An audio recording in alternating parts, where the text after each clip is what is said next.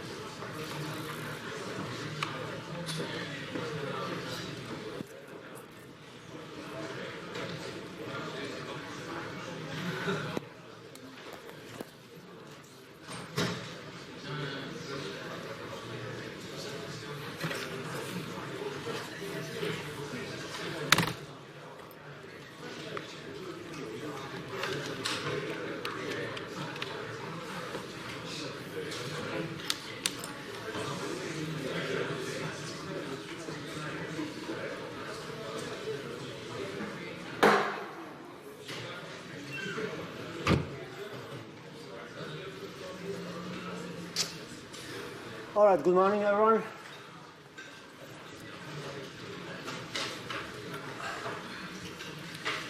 I hope you had a great break. Just reminding you that we have only 3 weeks left till the end of semester. Also, I'm reminding you that in the last week I will be away, so tutors will be doing more sort of examples during lecture times, and in the next 2 weeks, we will be using 4 hours per week to cover lectures. Another thing is I will reorganize lectures slightly so that we get to compensation, frequency domain compensation, because you need it for labs. So I will present robustness analysis right at the end. So we will do compensation first, and then I'll get back to this lecture. So don't be confused when I start skipping lectures. We will get back to that later. All right, so today I want to talk about frequency response of sensitivity functions and their relationship with open loop gain frequency response. And you can think of this as a prelude, as a first step in understanding the compensation using body diagrams, compensation in frequency domain.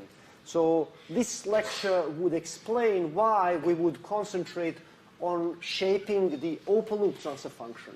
Because in this lecture we will connect or relate open loop transfer function to sensitivity functions. So instead of directly shaping sensitivity functions in frequency domain, we will shape open loop gain transfer function or body diagrams, and we will affect indirectly all sensitivities. So that's the purpose of this lecture, is to make this connection.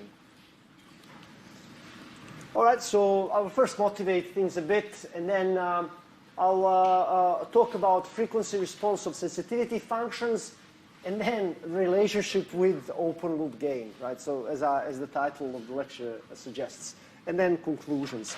I will talk about steady state errors right at the end of the lecture. So this lecture would connect a few things. So we would learn how to relate properties of body plots to steady state errors as well. So you can learn how to read out from body plots what sort of steady state errors you would have. All right. So we used Nyquist stability criterion in the last couple of lectures to conclude about stability of the closed loop system. And we also saw that Nyquist is related to Bode, right? So Nyquist and Bode plots are basically describing one and the same thing, right? Frequency response of a certain transfer function. Now, we can use Nyquist plot or Bode plots of open loop transfer function to shape all sensitivity transfer functions. So if you remember when we first talked about stability using transfer functions, we first introduced sensitivity transfer functions, and we talked about, what's this? Oh, really? Okay. All right, we should stay here then for a while. All right, so this is my first experience in this theater, my reign experience in this theater. All right, going back to this. So we will learn how to use open loop transfer function to shape all sensitivity transfer functions. And in this manner, we will ensure both performance and robustness of the closed loop system, designed closed loop system. The frequency domain methods are the most powerful set of methods that you will learn in this subject.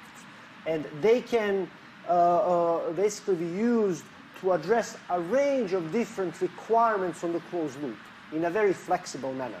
So in particular, well, you can deal with steady state errors, you can deal with disturbance rejection, you can deal with noise rejection or suppression, you can deal with tracking, right? And as well as robustness and performance in different, defined in different ways. So there's a lot of flexibility in which you can define what sort of performance you want to achieve and what sort of robustness you want to achieve, and then you can design controllers that achieve that. So it's a rather general set of tools.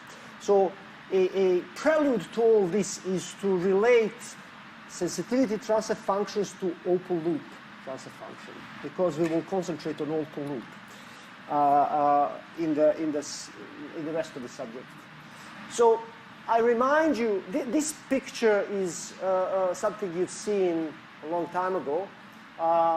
So what we have here is a classical sort of block diagram that has 4 inputs. So reference input R has disturbance input VI, disturbance output disturbance is DO, and then we have measurement disturbance DM.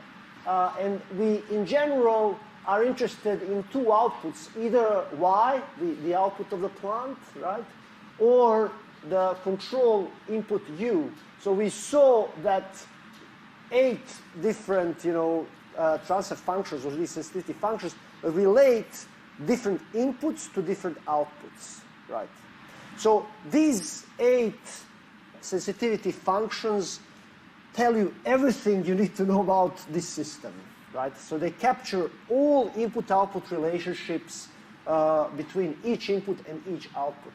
So in particular, when we consider the output, so we saw that it can be written in this way, and we call this T0 or TO a complementary sensitivity. This SO is output sensitivity, or we sometimes just call it sensitivity. Right? This is the input sensitivity, and then again complementary sensitivity.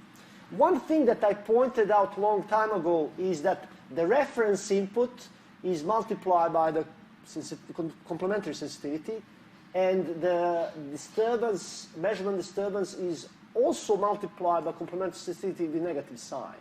This negative sign comes from the negative feedback there, this minus, right? So the tricky thing here is that we would like to, reject measurement disturbance. So we don't want our system, our output to be affected by measurement disturbance, but we want it to track the reference signal. So we say, well, the only thing that we can tune is this T0, right? Well, on one hand, you want T0 to be close to 1 so that you can track R, and you want it to be close to 0 so that you reject DM, right? Well, how do we do that? Well, we realize that references are usually low-frequency signals, and measurement noises are high-frequency signals. So we will learn how to, now play with these frequencies to achieve you know, basically tracking of references while rejecting measurement disturbances. This is one example of what you can do. Right? There are many other things that you can do by shaping these sensitivity transfer functions. Now, what is done in this slide also is very important. So I also included here lambda 0. Well, I rather substituted instead of S, j omega. Note that each of these sensitivity functions has, you know, 1 plus lambda 0 of S in the denominator. Can you see that?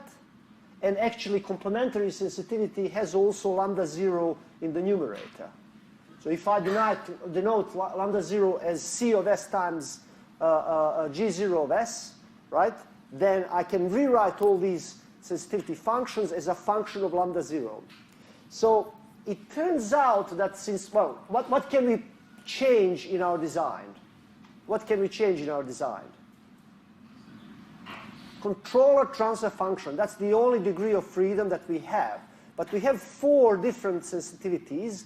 And the question is, well, how can I play with one thing to really shape 4 different things? Well, it's impossible in general to achieve everything you want because there are constraints, right? We saw already that sum of complementary sensitivity and sensitivity is always equal to 1, no matter which controller you use. So that's already a constraint. You can't avoid that.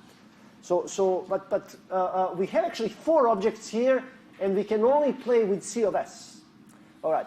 So it becomes very hard to, it is very hard to play just with C of S, shaping C of S, and then seeing how it affects all of these different sensitivities.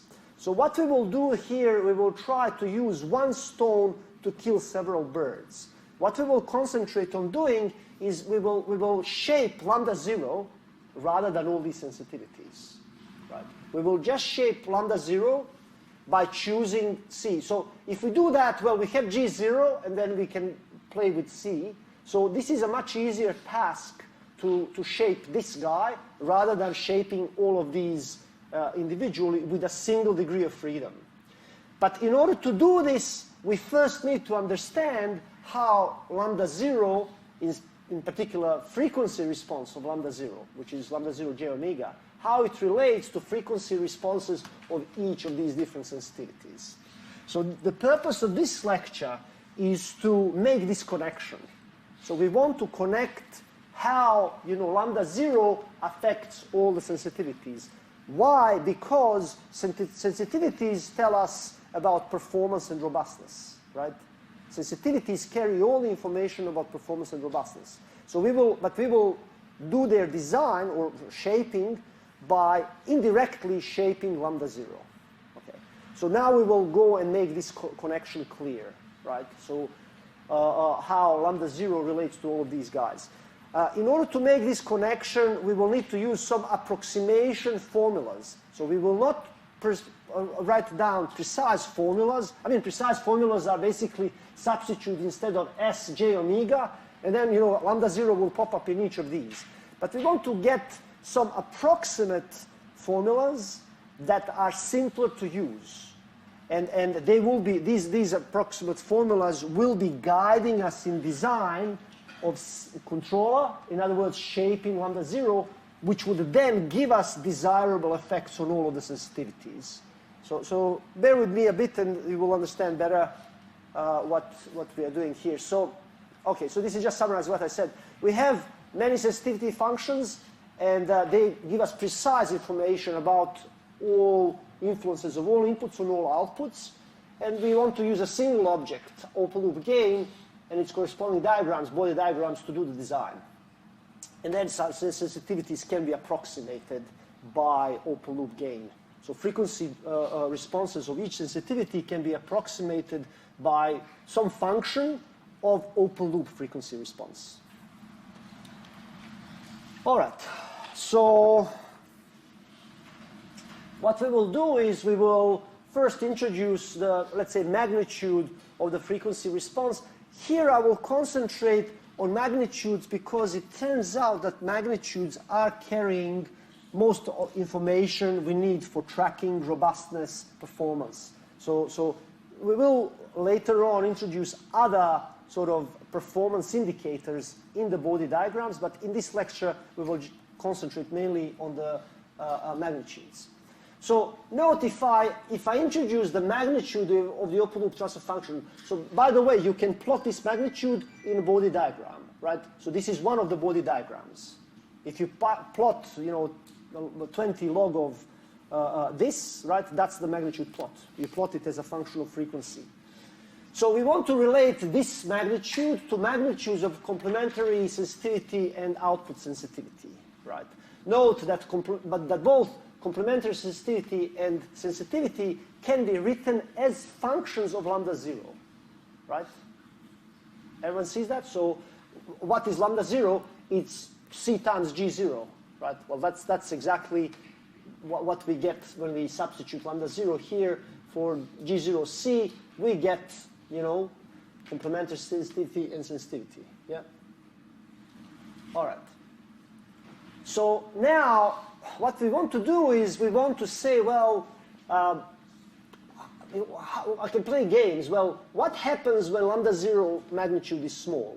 Or what happens when lambda 0 magnitude is large? If you look at these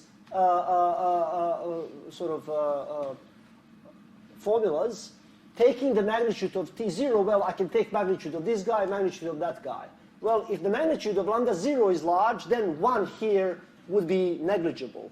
So lambda 0 magnitude large already will give you T0 roughly 1. Magnitude is roughly 1. Because 1 is negligible with respect to the large lambda 0, so this is really like lambda 0 in the denominator. So then we have lambda 0 divided by lambda 0. So when magnitude of lambda 0 is large, then magnitude of T0 would be roughly 1. What happens for a large magnitude of lambda 0 for sensitivity? Well, large magnitude here implies that we are dividing 1 by something very large. So that's roughly 0. So basically, lambda 0 large implies this guy close to 1 and this guy close to 0. What happens when lambda 0 magnitude is close to 0?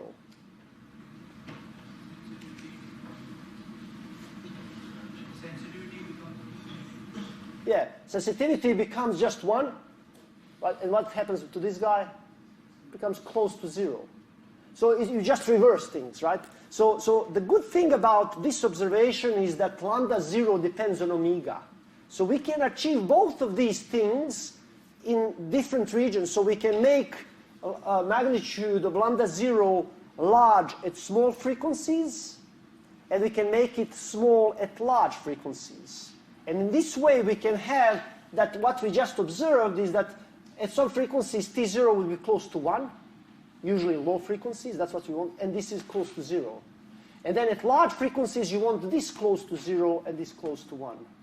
So these sort of observations would have implications on the performance in the closed loop. Well, what does it mean that T0 is close to 1? What does it mean? Yes, steady state error is close to 0 for signals on these frequency ranges where T0, so T0 can be close to 1 or roughly 1 magnitude in a range of frequencies. So for all, let's say, references that are basically consisting of these frequencies, you will have steady state error roughly 0. It's not exactly 0, but it will be roughly 0, right? But if T0 is small, typically you would want it to be small at large frequencies, what happens then? I remind you, look at this formula here. So T0 appears here and here.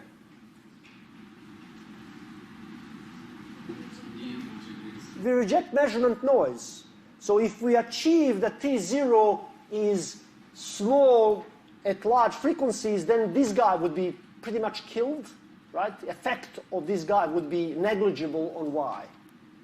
And then if we make T0 close to 1 at low frequencies, which is basically reference signals are usually low frequency signals, then we will have almost perfect tracking on that region frequencies.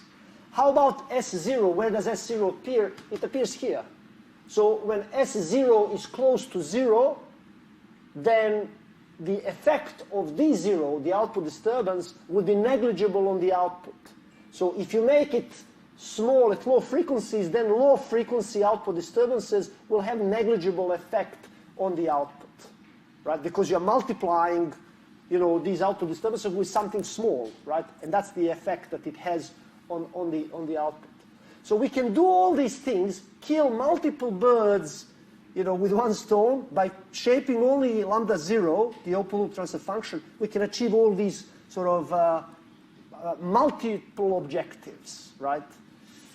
All right, so in order to be more precise, we need to just remind ourselves of a few facts. So this is just a triangle inequality. If you have complex numbers, z and w, then norm of z plus w can be upper bounded by norm of z plus norm of w. That's a triangle inequality, right? So that's graphically represented there, right?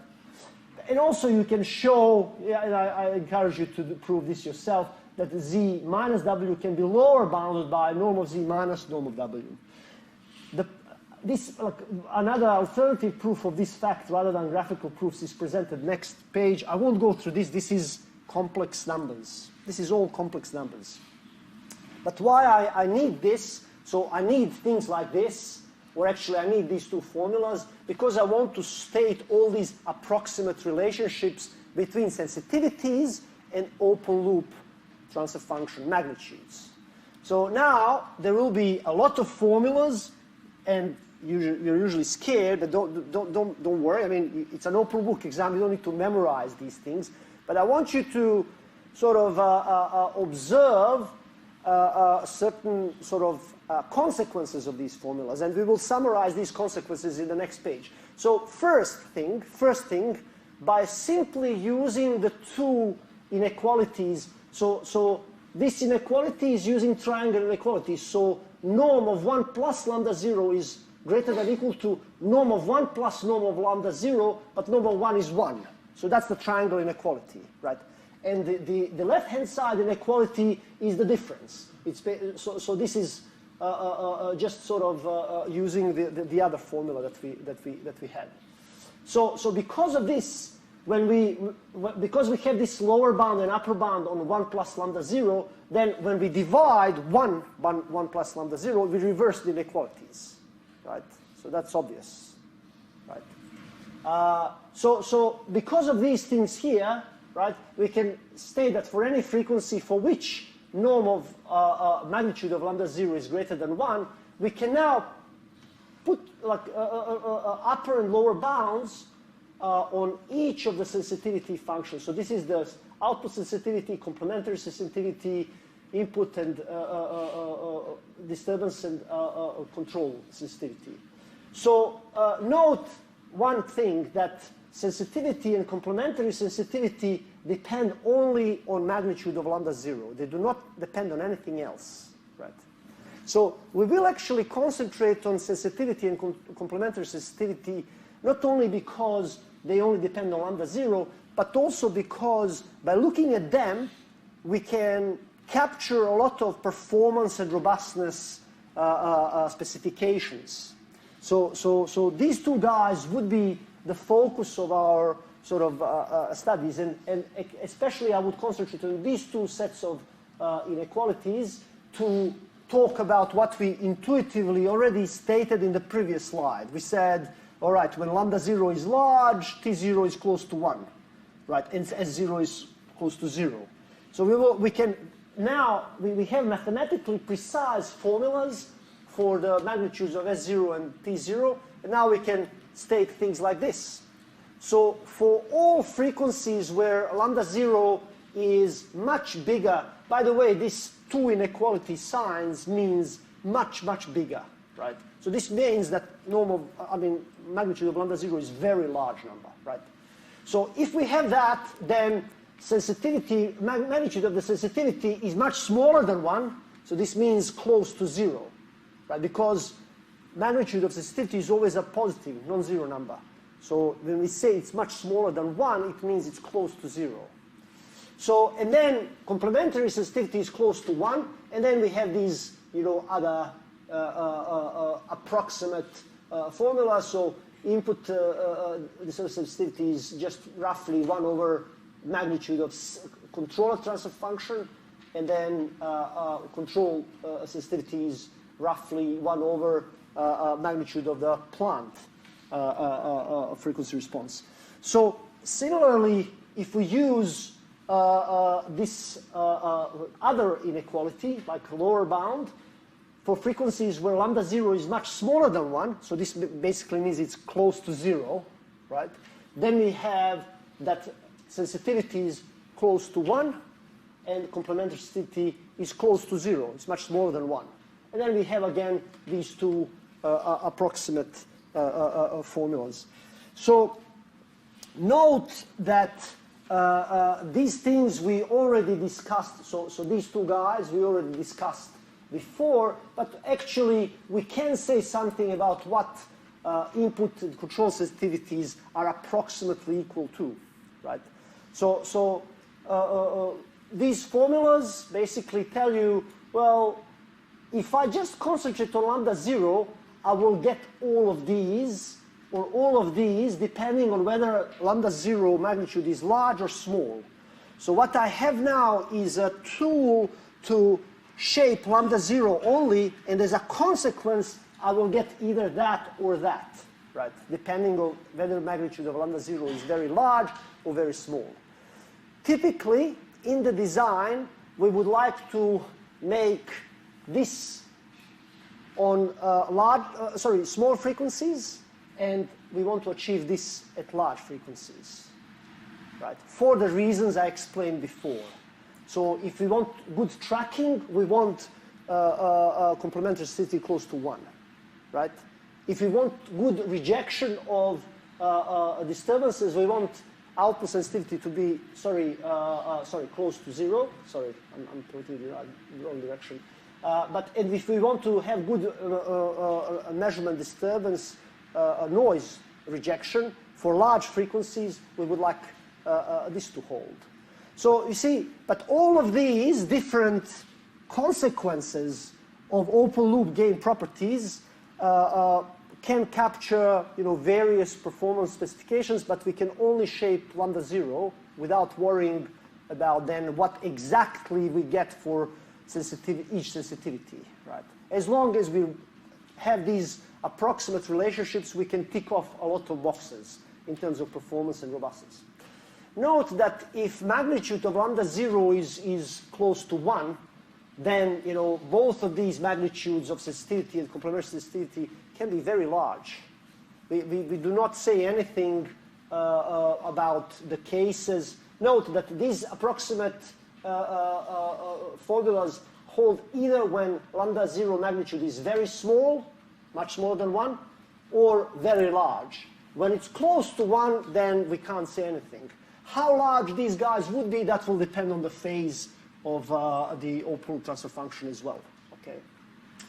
When you start seeing examples, this would start making much more sense, right? But at the moment, we've got some nice approximations that use a single object, lambda 0. That's what I want to emphasize. Lambda 0 is a single object, but we can achieve quite a lot by just shaping that object.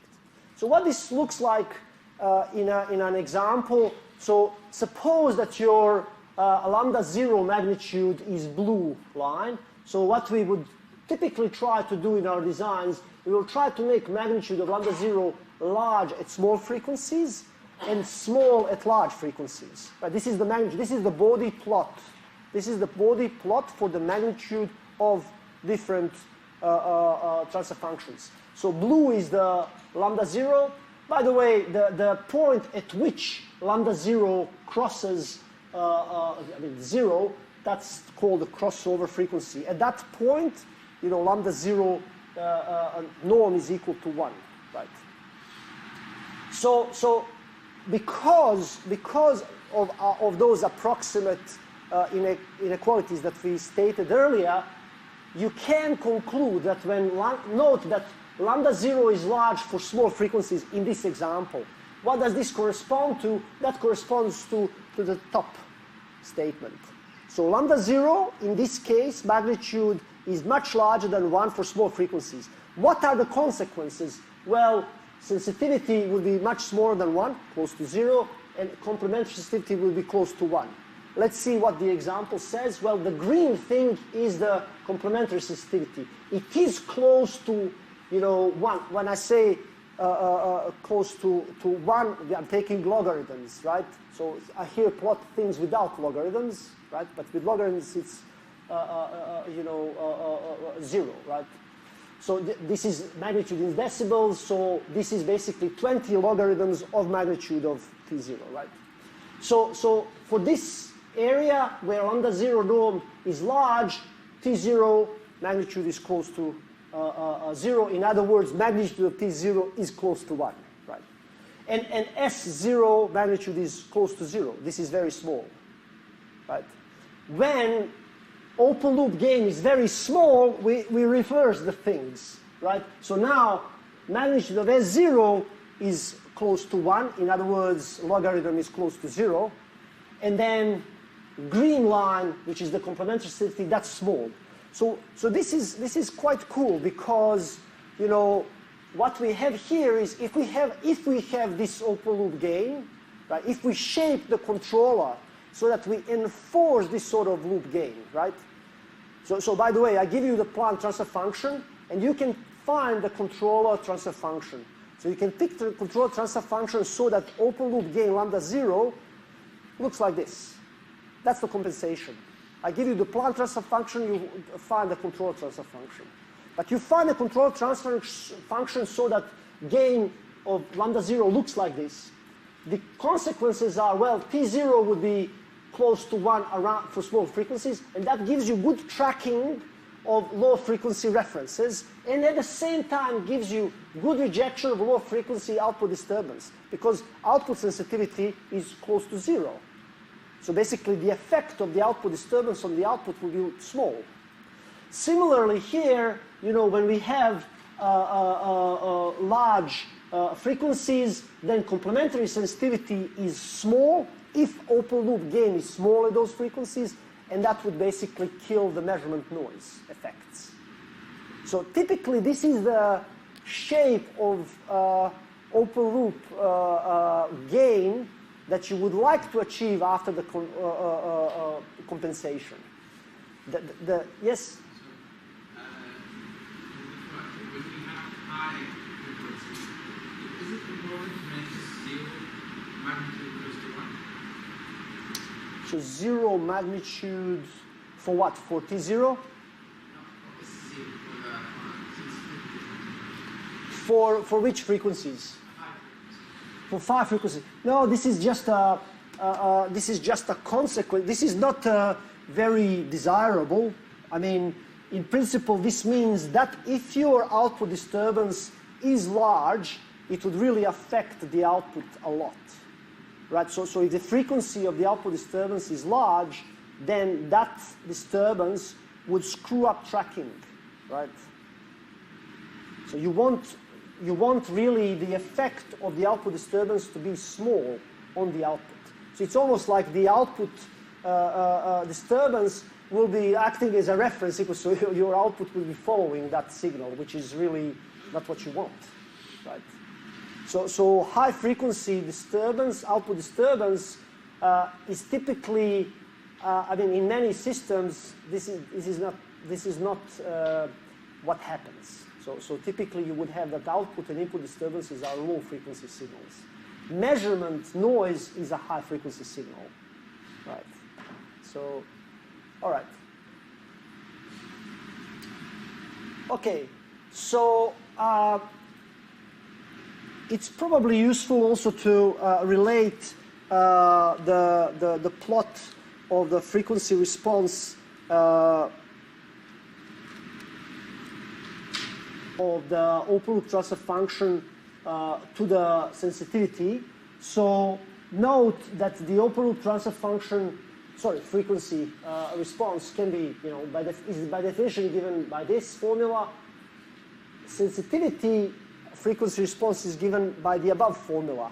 So note that when the magnitude of 1 plus lambda 0 is smaller than 1, that means that the norm of sensitivity would be larger than 1, right? Because I'm dividing 1 by something that's smaller than 1, so I would get something that's larger than 1.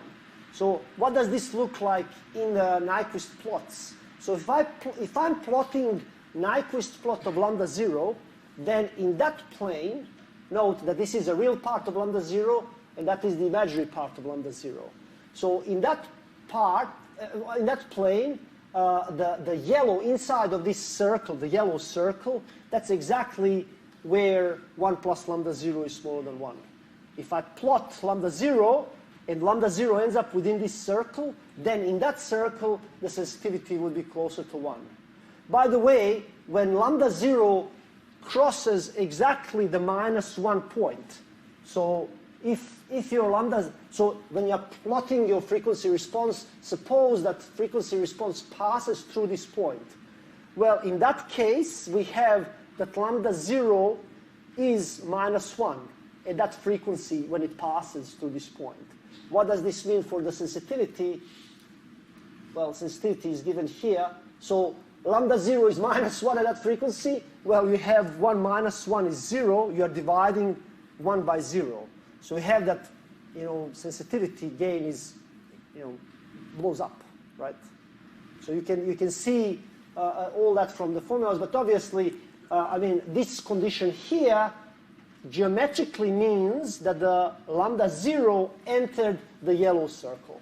That's what geometrically it means. And then within this yellow circle, the magnitude of the sensitivity would be larger than 1. Okay. All right. Are there any questions before I present this example?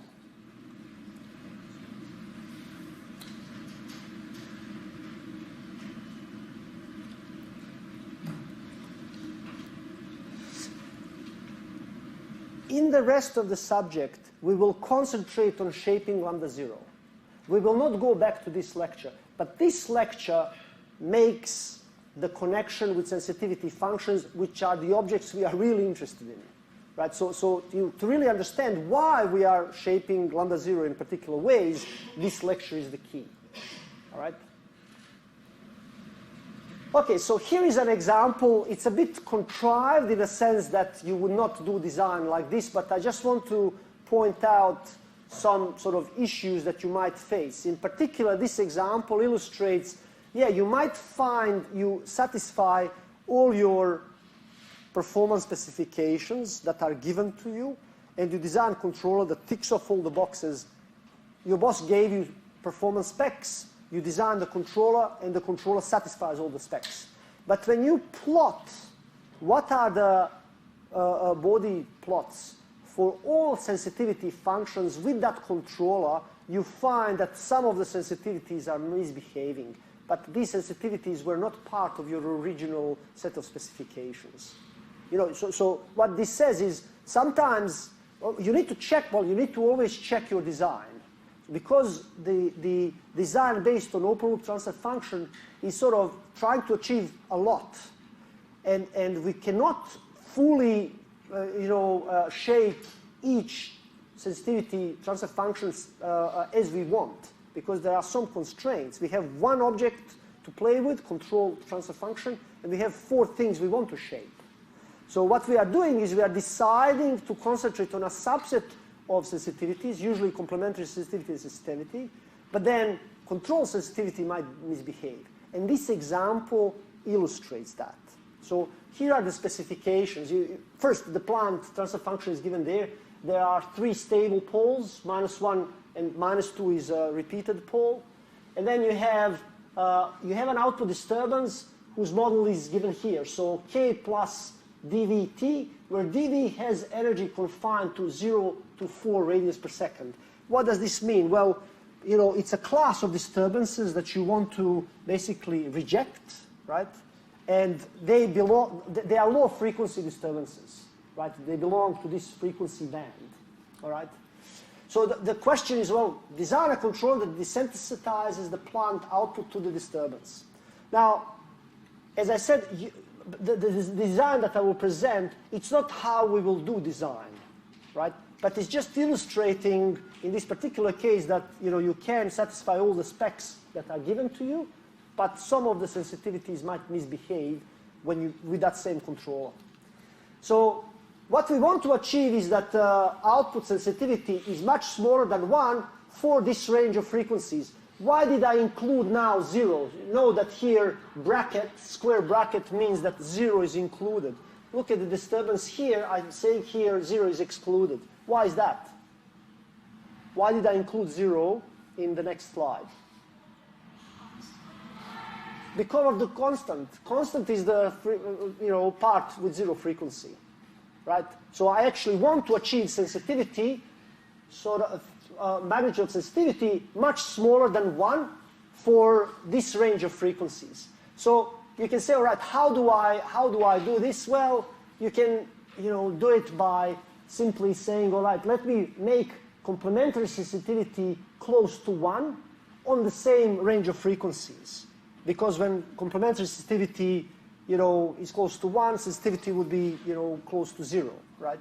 So this is achieved by saying, okay, my desired complementary sensitivity is given here. I choose tau 1 and tau 2 to satisfy that condition up there, right? So I choose them, so 0.1 and 0.01, so that the you have to remember what the body diagrams would look for this.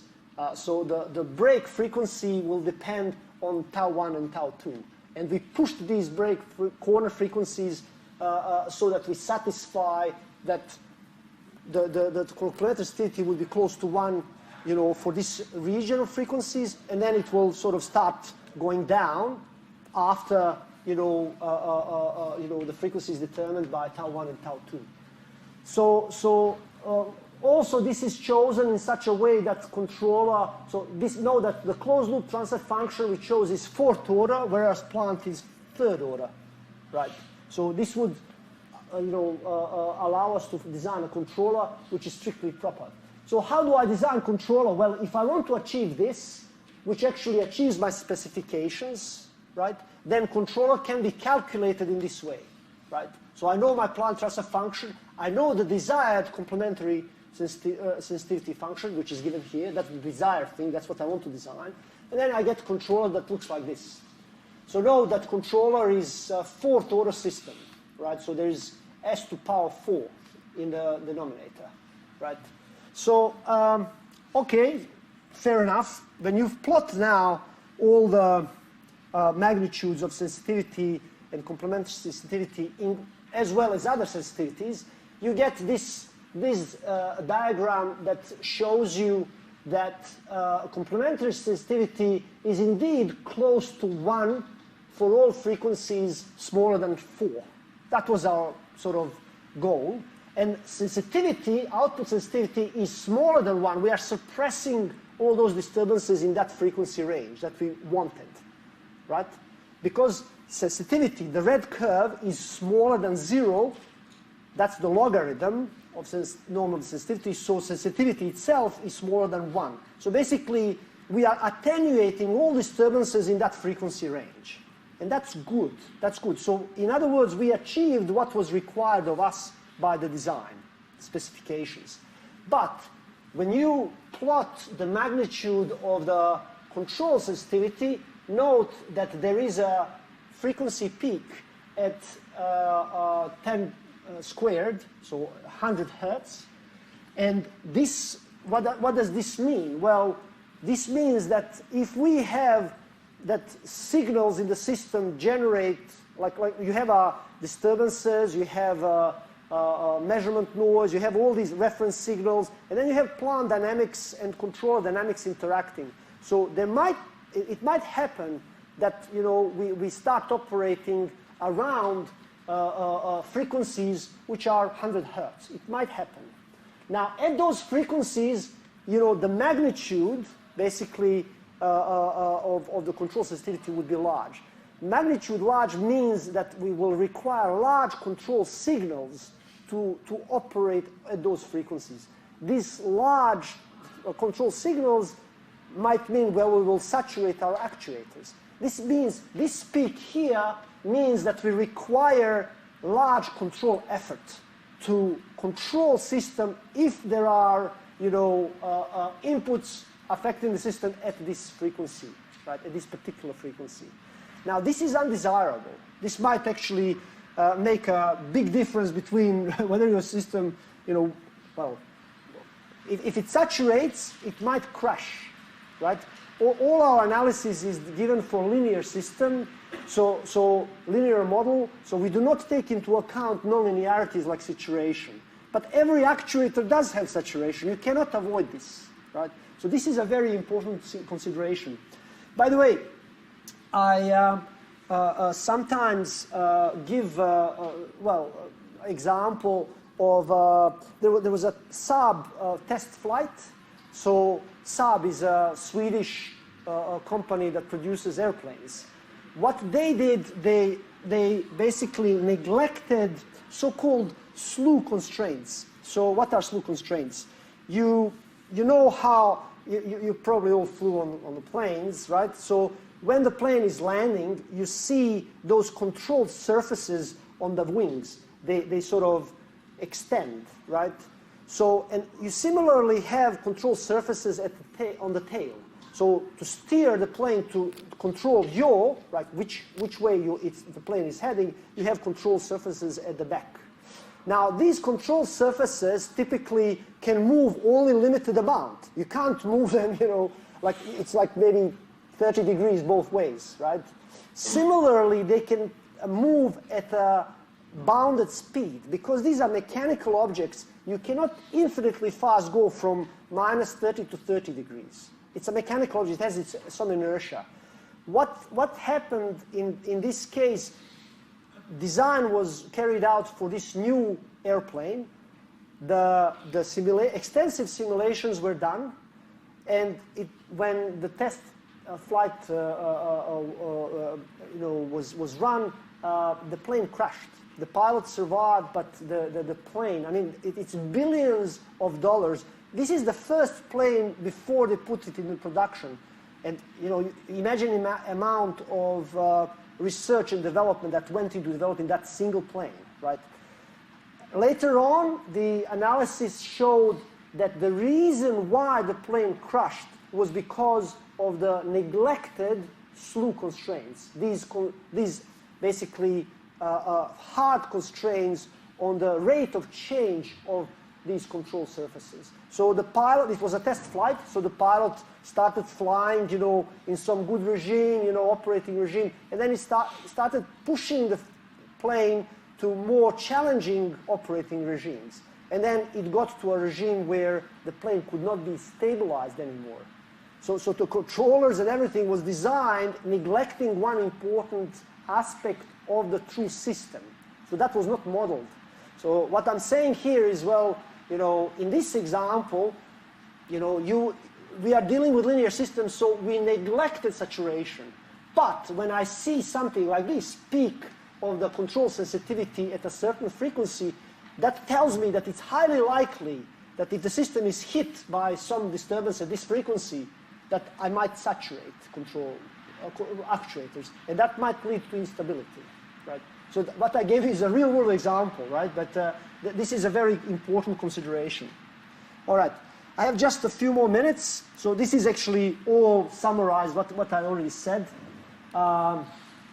Just one last thing I want to do in this lecture. So if you remember steady-state errors computation, so if we have all inputs, measurement disturbance, output, and input disturbance is equal to 0, and I'm calculating just the steady-state error with respect to the reference signal, all other inputs are 0, then the steady-state error for the reference input would be given by this. So when we have step input, then reference is 1 over s, this s and this s, cancel, and what I'm left with is just 1 divided 1 plus lambda 0 at 0, right?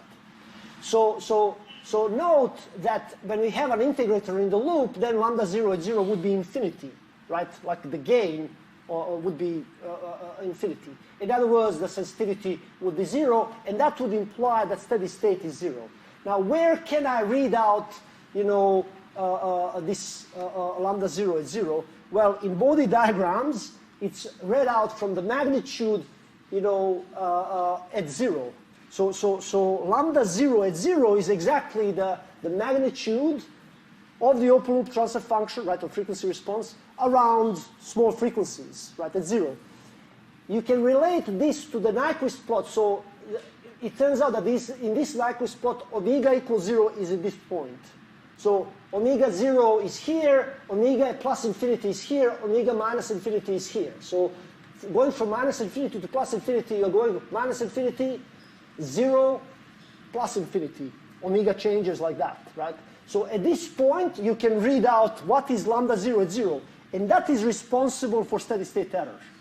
So not only can we talk about tracking of disturbance or rejection of disturbance, tracking of references or disturbance rejection, we can also talk about, steady state errors, using body diagrams, all right? And the link is, this is the diagram where we can read out lambda 0 at 0, and if lambda 0 is infinity, then steady state error is 0. If lambda 0 is not infinity, if it's a finite number, then I can calculate steady state error by reading out what lambda 0 at 0 is, right? And I can read that out from the body diagram. All right, so look, all of these things I already mentioned. So by looking at sensitivity or open loop gain, we can determine steady state error. We typically want steady state error small. This implies that for stable systems, sensitivity at 0 frequency should be small if we want to have small steady state error, right? This at the same time implies that the open loop gain at 0 frequency should be large. So lambda 0 large would imply S0 small, which implies steady state error small, right? All right, so just to wrap up this lecture, so what we did today, we show that we can deal with a range of different performance, specifications and even trade-offs by just looking at body diagrams and frequency domain tools, right? Open loop gain is really not only useful but essential in approximating all sensitivities, and we will concentrate on shaping only open loop frequency response through the control design. And then also steady state errors were also related to sensitivity and open loop gains at low frequencies. So actually frequency 0, right? All right, questions?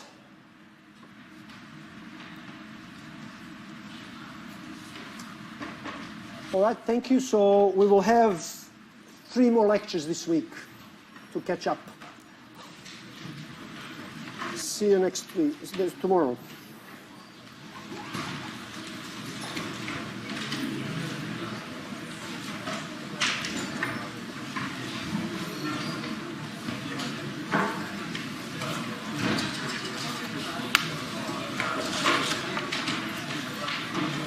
How do you know that this is the 0 frequency point? Oh, look, when you plot it, you would know it. I mean, I'm just telling you that it is. Oh, is it because it's starting from there? Yeah, Okay. yeah.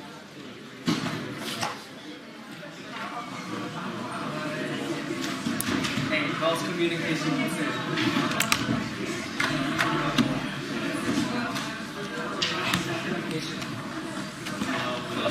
Ask a question. Earlier you will just pause in this, but there are only 3 poles. Well, you can try to choose 3 poles, and you will see that the controller then may not be strictly proper. So this was just, you can do it by trial and error. But 4 poles in this case will guarantee that the controller will have 3 zeros, 4 poles. Yes, and my result negative. So why the pole is Well, we chose this tau 1 and tau 2 to be equal to this so that we satisfy this condition. So tau 1 and tau 2 will determine the corner frequencies in the body diagram for each of these. So you have to plot 1 over tau 1s plus 1, and you need to plot tau 1s plus 1 frequency responses for both of these. You want them not to go away. So you know how the asymptotes, when you're plotting asymptotes, for what they look like this. So the corner frequency is chosen in this case so that we satisfy this condition on this range of frequencies. Right? So that so the complementary sensitivity would be close to 1 on the range of frequencies 0 to 4. That's why we chose these guys in this way. It's calculated. Well, it's just